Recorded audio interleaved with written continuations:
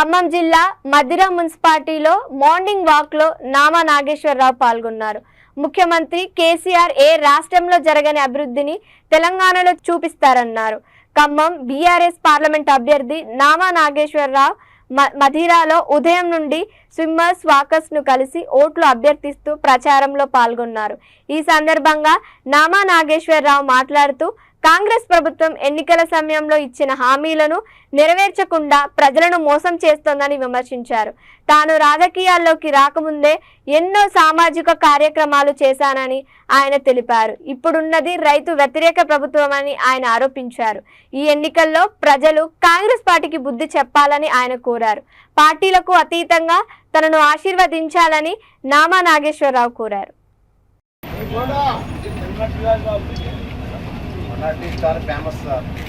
అయ్యప్ప మాల వేసుకున్నప్పుడు కూడా అందరూ మీరు కూడా కలవాలని కోరుకుంటారు. మా ఇంట్లో అందులో మంచి ఎన్టీఆర్ అభిమానులు మిమ్మల్ని మర్చిపోలేను. నలుగురు నాయకులు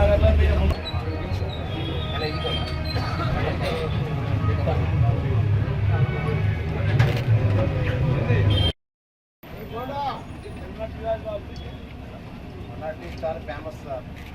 అయ్యప్ప మాల వేసుకున్నప్పుడు కూడా అందరూ కూడా కలవాలని కోరుకుంటారు. మా ఇంట్లో అందులో మంచి ఎన్టీఆర్ అభిమానులు మిమ్మల్ని మర్చిపోలేను.